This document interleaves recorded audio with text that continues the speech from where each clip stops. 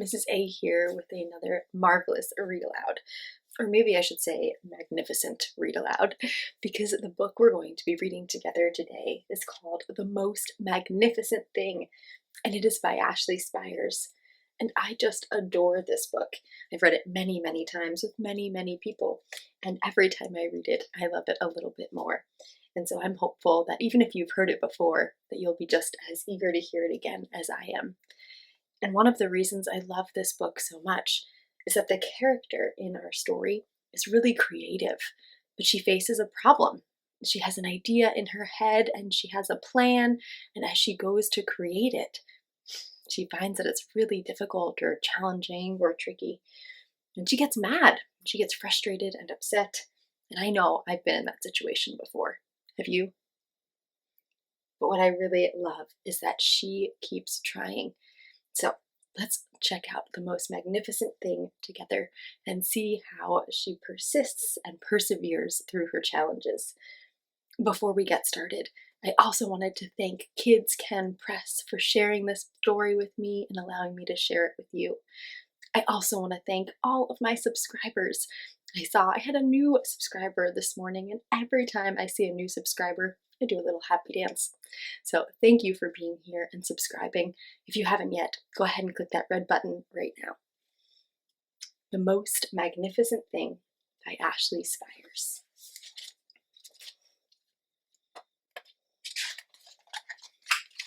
The Most Magnificent Thing.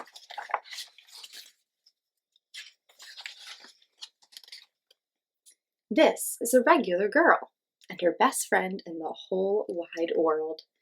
They do all kinds of things together. They race, they eat, they explore, they relax. She makes things. He unmakes things. One day, the girl has a wonderful idea. She is going to make the most magnificent thing. Have you ever had a magnificent idea? She knows just how it will look. She knows just how it will work. All she has to do is to make it, and she makes things all the time. Easy peasy. First, she hires an assistant.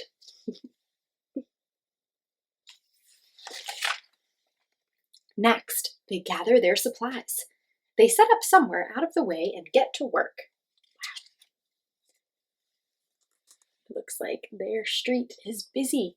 Do you see all their neighbors walking past and pets peeking out the windows? Do you live on a busy street or a quiet, less busy street? The girl tinkers and hammers and measures, while her assistant pounces and growls and chews. When she is finished, she steps back to admire her work. She walks around one side.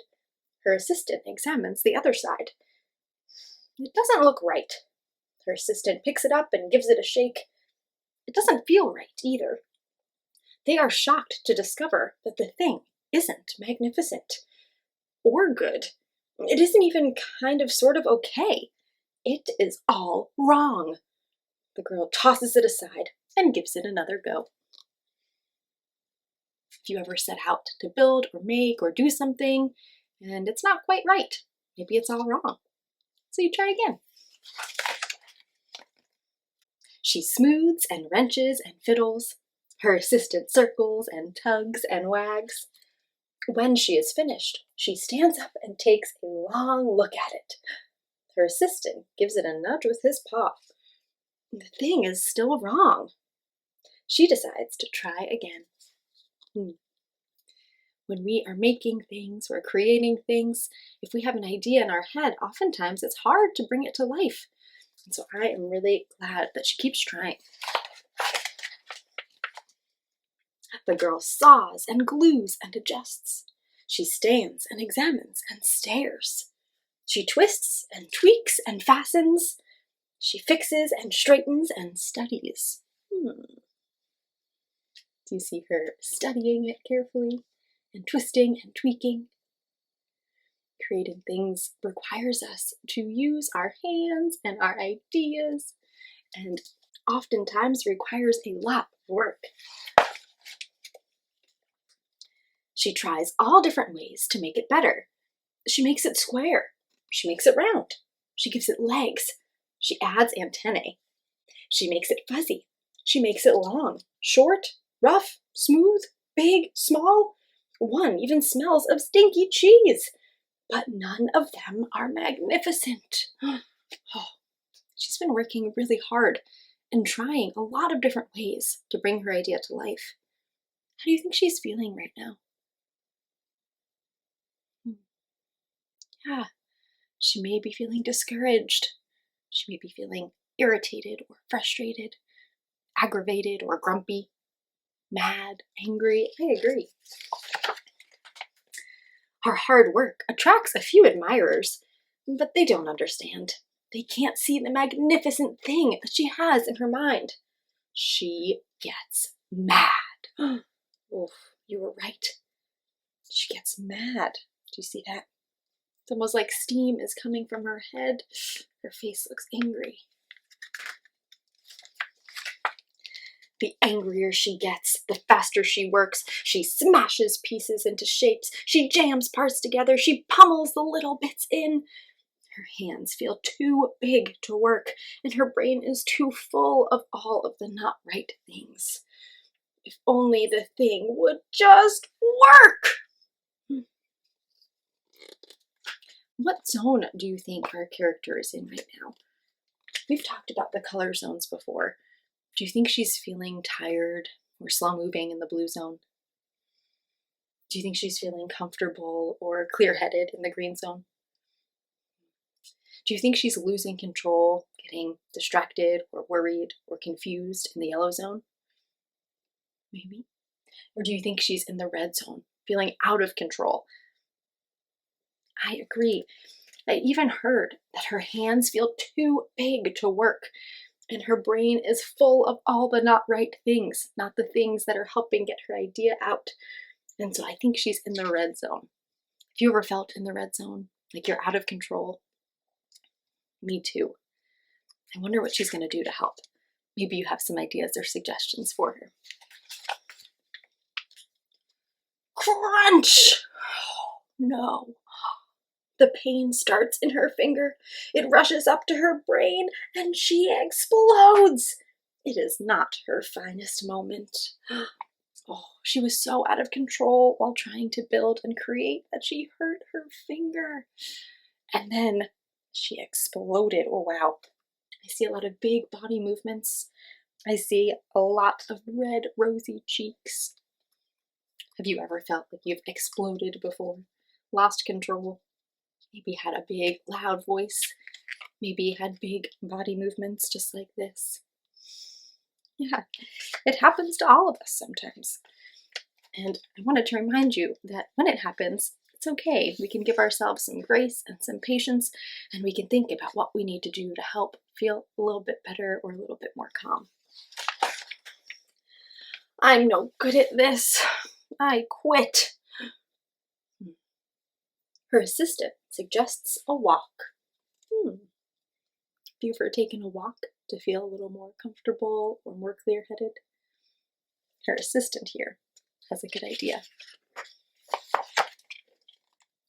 It's not much help at first, but before long, she starts to feel different. Bit by bit, the mad gets pushed out of her head. Do you see some things that helped move that mad along?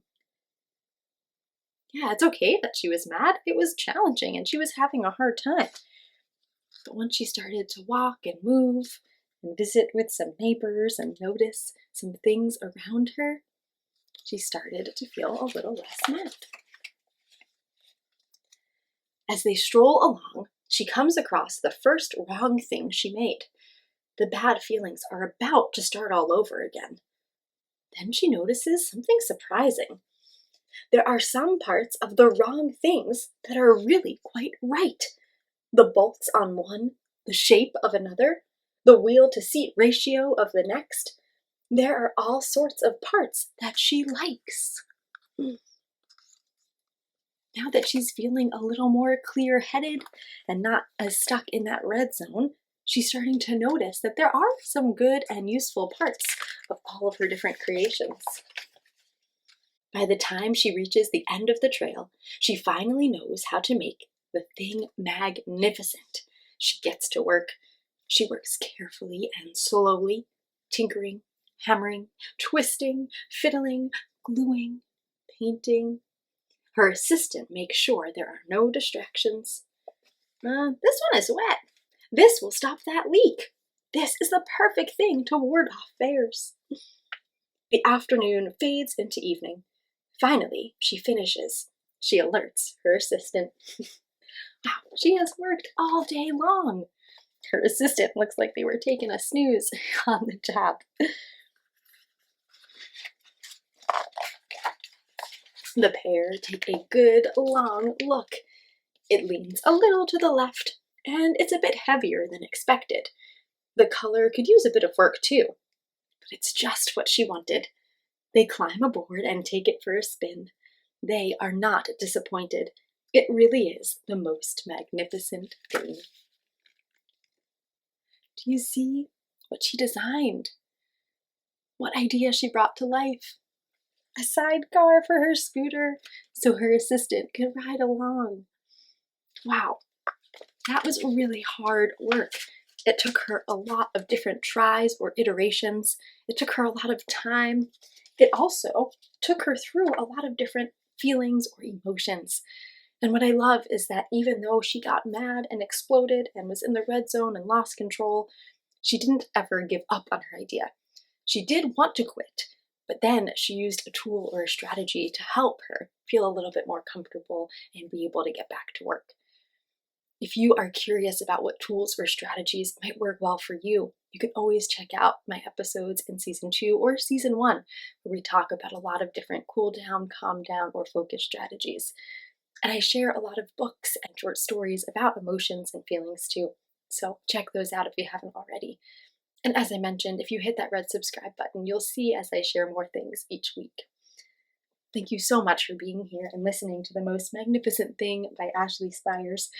Again, it was published by Kids Can Press, and I would encourage you to grab your own copy so you can share it with your family and your friends. You can find all that info in my description. I want to send you off with some love if you'd like it, a hug if you want it, and I can't wait to see you next time.